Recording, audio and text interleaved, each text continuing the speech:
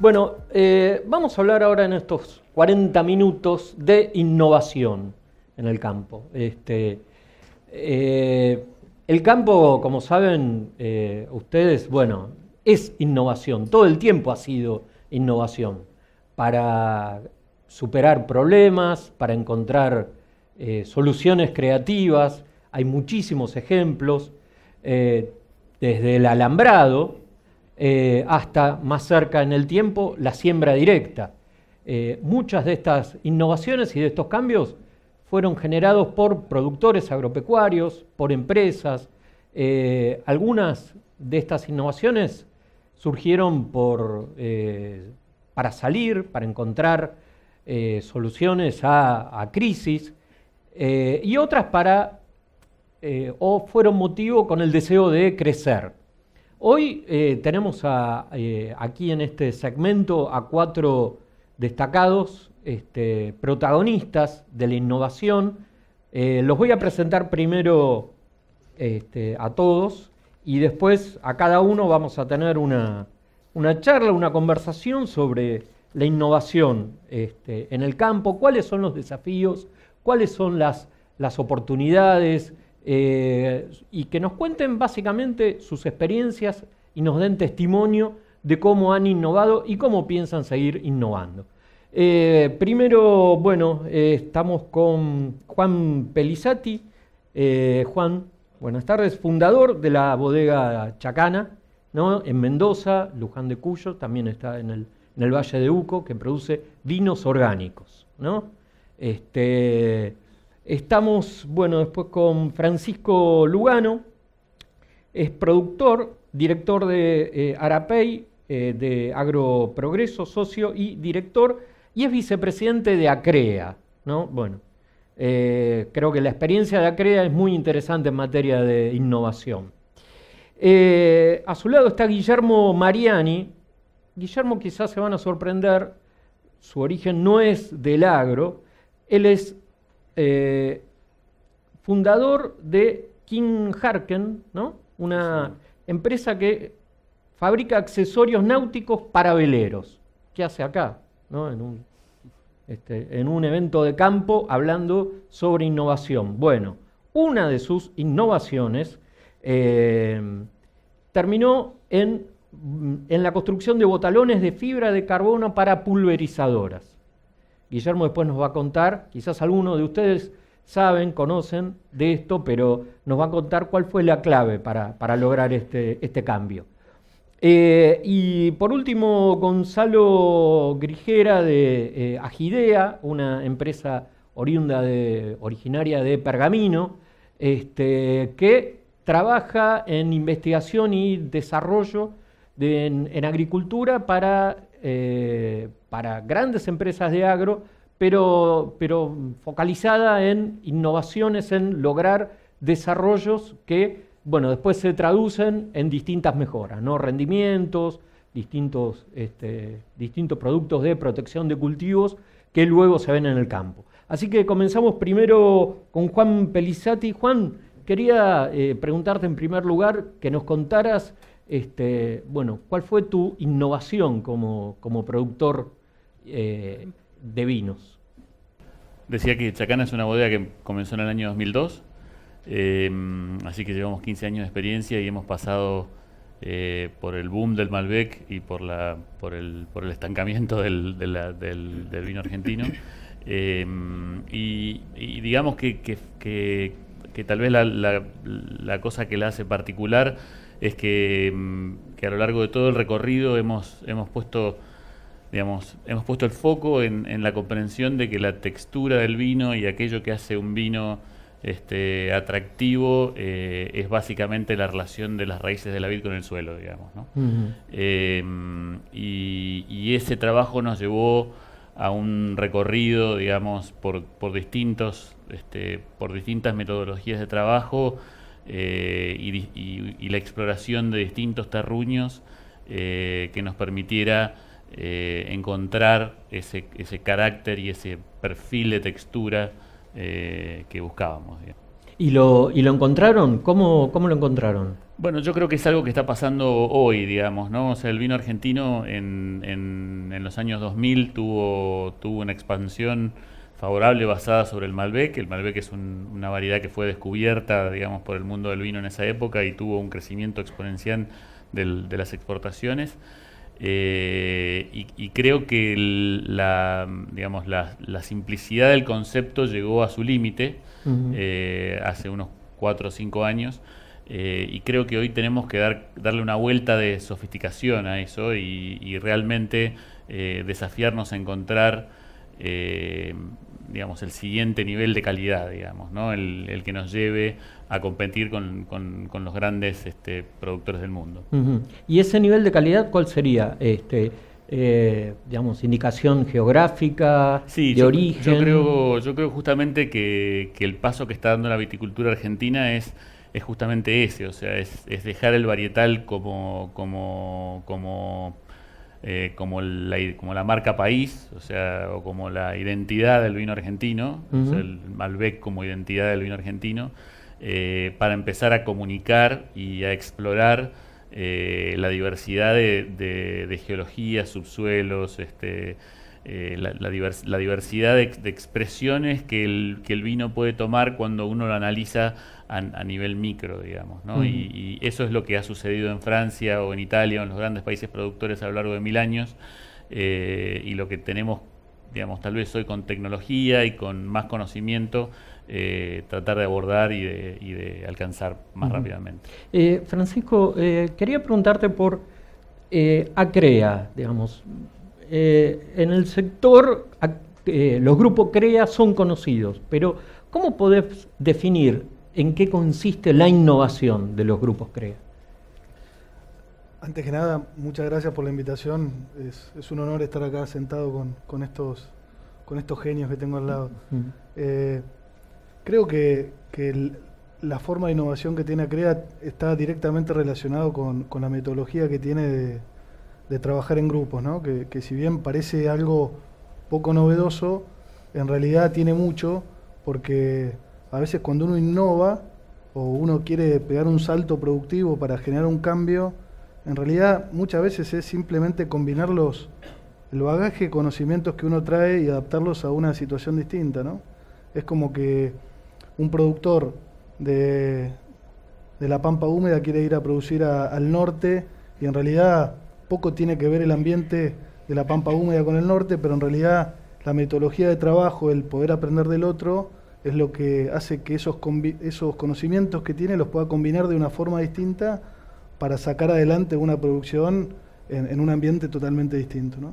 Porque los grupos CREA trabajan justamente en grupo, comparten la información y cada productor le cuenta a otro cómo trabaja, le muestra sus números, o sea, no tienen secretos entre sí. Sí, ¿no? Básicamente somos 2000 empresas distribuidas en 18 zonas por todo el país, que conforman 225 grupos CREA.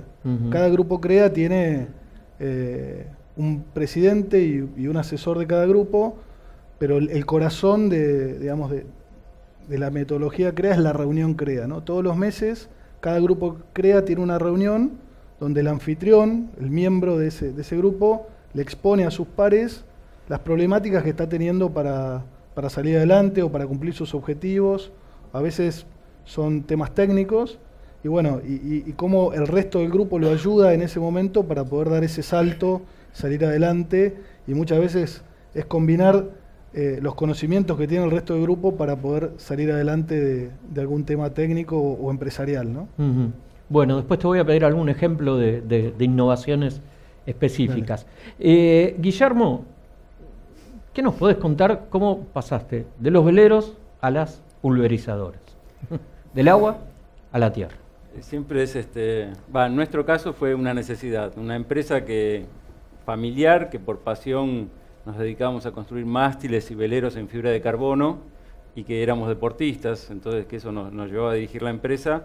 En un momento cae el mercado, a partir del 2009 con la crisis financiera cae, nosotros exportábamos a Europa todo y nos encontramos teniendo que ver, bueno, cómo mantener la estructura de gente, los niveles de venta de la empresa, y bueno, de eso, de prestar atención para cubrir las necesidades de la empresa y el grupo humano que la formaba. Empezamos a abrir nuestras orejas y apareció gente del campo preguntando si se podía aplicar esta tecnología a la maquinaria agrícola. Y de ahí surgió empezar a hacer unos prototipos, y al año terminamos dando cuenta que habíamos inventado algo, que eran los botalones de fibra de carbono que no existían en el mundo. Fue una sorpresa para nosotros y para nuestros clientes, y a partir de ahí comenzamos a desarrollar algo y a traerle una mirada diferente a la fabricación de máquinas. Sí, o sea, las máquinas del campo las visualizás y son de acero, son pesadas y el acero rodea todo. Y bueno, nosotros estamos incorporando una tecnología que es la de la fibra de carbono, empezando por las pulverizadoras, pero ya empezando a trabajar en otros proyectos de aplicación de esta tecnología a lo que es maquinaria agrícola. Así que creo que se va a venir una renovación. Y hoy, como inclusive ustedes proveen a empresas más grandes, o sea, yo he visto que, por ejemplo, John Deere tiene en una de sus pulverizadoras un material que ustedes han desarrollado. Sí, arrancamos con el mercado local, pero al año la gente de John Deere se acercó, muy interesada, hicimos un acuerdo global, ellos van a poner nuestro producto a nivel mundial en todas sus máquinas. Ya comenzamos en Brasil, se larga en otros mercados el año que viene, pero mientras tanto ese desarrollo que se está haciendo está disponible para todos los fabricantes de máquinas argentinos. Bueno, Gonzalo, contame desde Agidea cómo planteas cómo plantean la interrelación en investigación y desarrollo con empresas de mayor porte. Bueno, básicamente nosotros tratamos de articular un servicio que surge de vincular los agronegocios con la investigación científica y de posicionarnos en un lugar de tratar de, desde un grupo muy focalizado y muy técnico, poder aportar a una maquinaria mucho más grande y compleja, que es el desarrollo de tecnologías en el agro a nivel mundial, que tiene que ver con el desarrollo en buena medida de los productos que los productores agropecuarios terminan utilizando, como agroquímicos, productos biológicos, productos biotecnológicos y semillas. Y entonces esta maquinaria, que invierte muchísimos millones de dólares por año para acercar a los productores mejores tecnologías, nos encuentra a nosotros como un engranaje formando parte, prestando un servicio para el mercado local, pero también para empresas para exportando un servicio de investigación, y donde básicamente la innovación tiene que ver con poder mostrar que desde una pequeña empresa, pero con un grupo focalizado, uno puede articularse y agregar valor y generar soluciones que sean en todo caso superadoras de las que a veces estas grandes compañías pueden lograr. Y bueno, y me parece que después en el mundo de las pymes la innovación es casi un requisito cotidiano para poder mantenerse competitivo en el mercado, y tiene que ver con encontrar cada vez más posibles soluciones para los clientes, ¿no es cierto?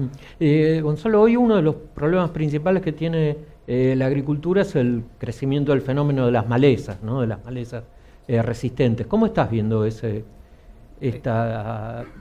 crecimiento y cómo actúan los productores frente a esto? Sí, claramente es una problemática muy importante para los productores, que los preocupa a veces a los productores y a los técnicos. A veces esos fenómenos son percibidos o identificados con mayor tiempo, y a veces actuamos un poco retrasadamente, pero las empresas están trabajando y la investigación también en los ámbitos académicos para desarrollar soluciones a ese problema que genera un problema de costos importante y eventualmente tiene otras dimensiones como cuestiones ambientales, necesidades de uso de productos, y que básicamente hay que encararlo de una forma sistémica, tratando de entender cómo se comportan esos fenómenos de resistencia, y no solo de resistencia a malezas, pero también resistencia de insectos, y estamos trabajando en muchos proyectos, siempre como parte o ayudando a las empresas que desarrollan las tecnologías, prestando un servicio para ir trayendo soluciones en definitiva para los productores. Así que es un tema sobre el que se está trabajando mucho, con preocupación, pero con ideas y productos en la línea para salir al mercado en los próximos años. Juan, te quería preguntar, vos mencionabas que bueno, el Malbec está llegando a un techo. Desde la diferenciación de productos orgánicos, ¿ustedes creen que pueden lograr una inserción mayor en el mercado interno o están mirando más al mercado externo? A ver, digamos que nuestra adopción de la agricultura orgánica parte de lo que te contaba antes, o sea, parte del foco en el suelo como factor de calidad, digamos, ¿no? La agricultura orgánica pone en el suelo, digamos, su razón de ser, básicamente, y en la diversidad de biología y de estructura que uno puede crear en el suelo con el trabajo orgánico. En términos de mercado, yo creo que el vino orgánico todavía tiene una imagen en la Argentina que no es del todo bien comprendido, está más asociado a la inocuidad alimentaria que a la calidad, digamos, ¿no? Y eso es algo que en otros países del mundo ya ha pegado la vuelta, digamos. En Europa la producción biológica está asociada a la calidad mucho más que a la inocuidad alimentaria, digamos.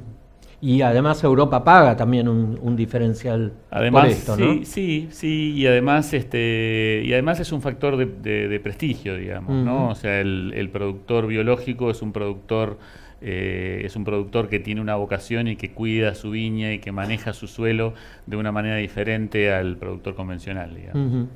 Perfecto. Francisco, quería preguntarte algún caso que vos recuerdes, algún ejemplo, un testimonio de una innovación en Acrea o de tu propia empresa que nos pudieras mencionar.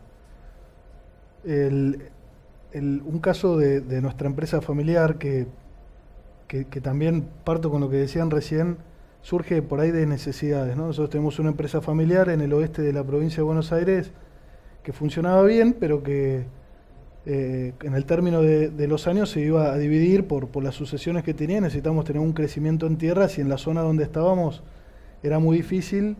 Entonces nos decidimos por ahí emprender un desarrollo al norte, en la provincia de Santiago del Estero, donde no conocíamos, no sabíamos, pero el capital que teníamos para invertir nos permitía desarrollar una actividad ahí.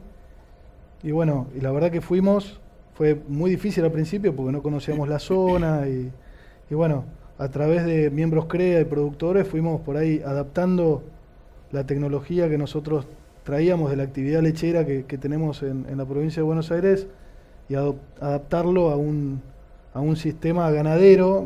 Mi familia antes venía hace muchos años de una cultura ganadera que cuando se abrió el tambo se dejó la ganadería por tambo y agricultura, y a partir de la necesidad de no ir fraccionando la empresa y que queden unidades más chicas, decidimos este crecimiento en el norte, y la verdad que en realidad fue un aprendizaje enorme. Nos llevó mucho esfuerzo al principio, pero después pudimos instalar prácticas de manejo adaptadas a la zona que usábamos en el sur, en el norte, y nos permitió tener al día de hoy cargas muy altas y alta productividad de carne por ahí en zonas que no era tan común tenerlas.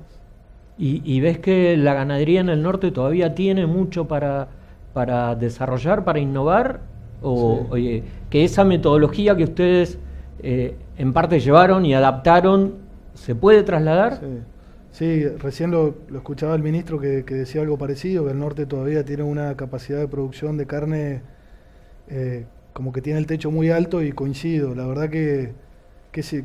Me costaría ponerle un número porque es tan alto el potencial que tiene el norte cuando se intensifica que obviamente lleva mucho tiempo, pero que hay un potencial enorme para producir en forma más intensiva en el norte, cuando además tenemos gran parte de las rotaciones con maíces y sorgos que son necesarios para la rotación, claro, y que por ahí sería mucho más rentable transformarlos en grano que traerlos a un puerto que está muy lejos del norte, y eso ayudaría para la rotación de los cultivos, el control de malezas, y además sería un respaldo muy fuerte para una ganadería intensiva. Bien. Guillermo, te quería preguntar por, digamos, cómo, si tu visión anterior industrial, si ves que tiene, ¿cómo la comparás con la visión que tiene el agro, con la visión que tienen los productores? Ahora estás más en contacto con el ámbito agropecuario de lo que estabas antes en tu condición de navegante. De navegante. ¿Te sorprendió algo? ¿Podés dar alguna recomendación, algún consejo? Mira, lo interesante es que gente apasionada hay en todos los sectores. O sea, innovadores hay en todos los sectores. Y cuando nos lanzamos con este proyecto, enseguida encontramos muchos productores con muchas ganas de ser los primeros, de probar, tal vez de beneficiarse también, pero de correr el riesgo. Y eso fue lo que potenció los resultados. Y a su vez nos retroalimentó a nosotros para ponerle más energía a esto.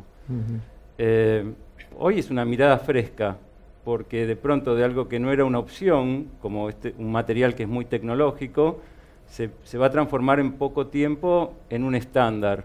Y yo creo que, junto con lo que dicen acá los colegas, es la combinación de las tecnologías de los distintos sectores lo que en los próximos años nos va a acercar mucho a esos techos de los que todos hablan.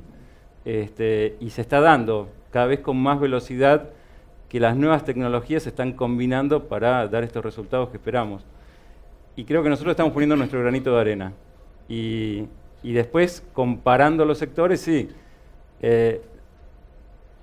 la agricultura en Argentina es más grande que el mercado náutico a nivel mundial, en millones de dólares. Entonces, cuando nos hemos movido de un sector que, mirado a nivel global, tiene una potencialidad gigantesca.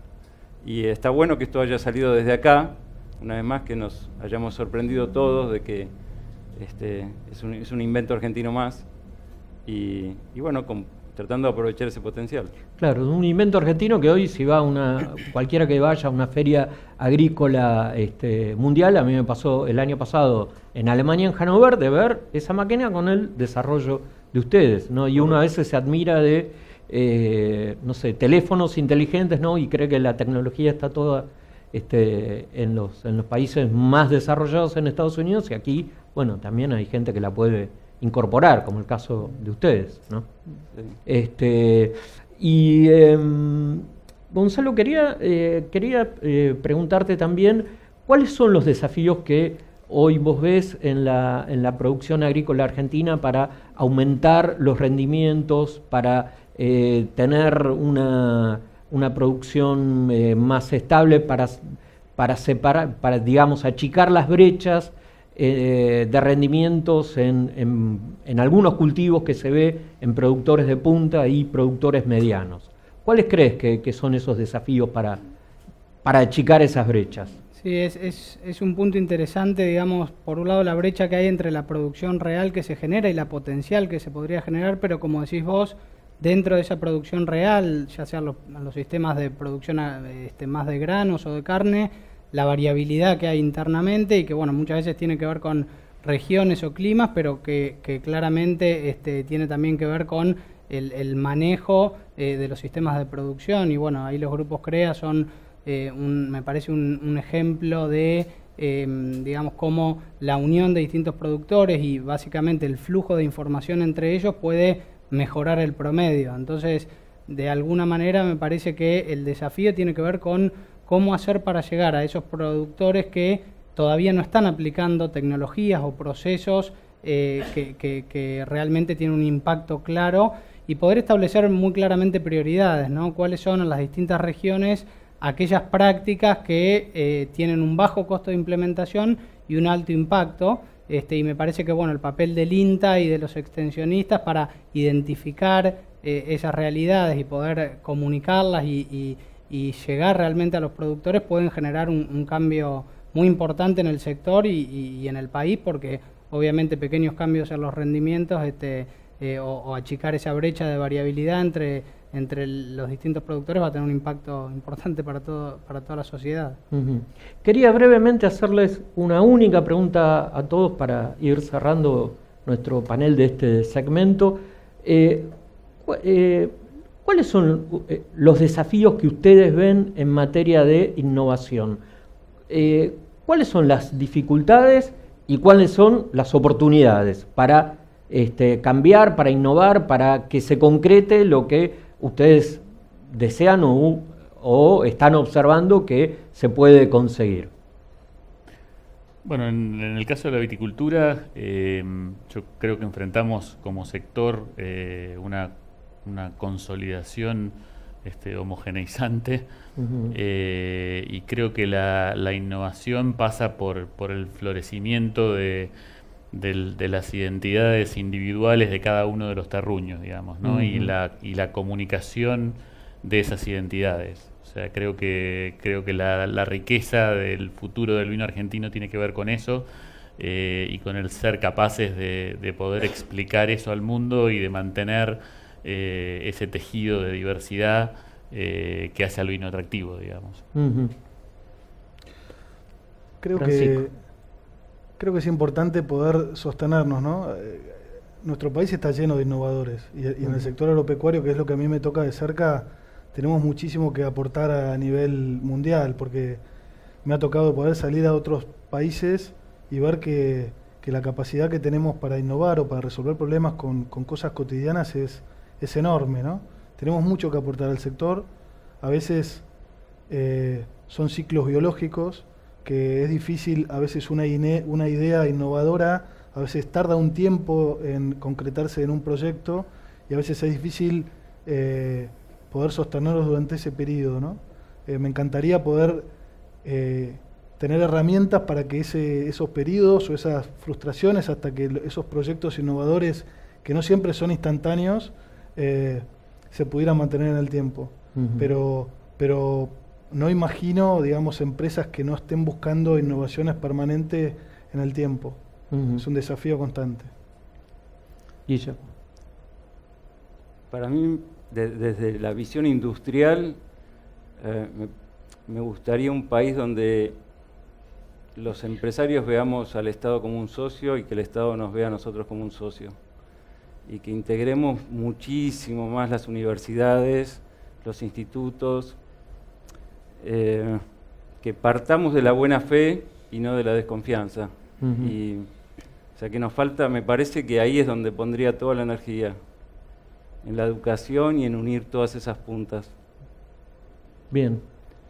Sí, Gonzalo. a mí me parece que la innovación, por lo menos yo entiendo que hay algunas ideas disruptivas que cambian, que tienen un impacto muy grande y que son excelentes ideas innovadoras, pero no son las más frecuentes. Entonces, tiendo a ver a la innovación como un proceso que se va dando paso a paso, como una pared que se va construyendo con ladrillos, en donde hay que ir poniendo los distintos actores y a lo largo del tiempo un proceso de evolución en donde, como decían, la comunicación y la interrelación, por ejemplo, entre el sector de las universidades académico y el sector de la producción tiene que mejorar y es vital, porque tenemos esos dos sectores como muy pujantes, pero muchas veces un poco desconectados. Las empresas, por supuesto, son un motor de innovación, pero digamos que van al paso del mercado y digamos ya están motivadas en la propia economía de mercado, y me parece que hace falta direccionar con políticas una conexión mayor entre el excelente sistema de universidades y muy buenos esfuerzos también, por ejemplo, desde el INTA, con el sector de la producción para poder ir construyendo ese camino de innovación. Bueno, les quiero agradecer en nombre de la Nación su presencia aquí. Realmente ha sido muy útil, muy interesante todo lo que nos han contado. Espero que ustedes también.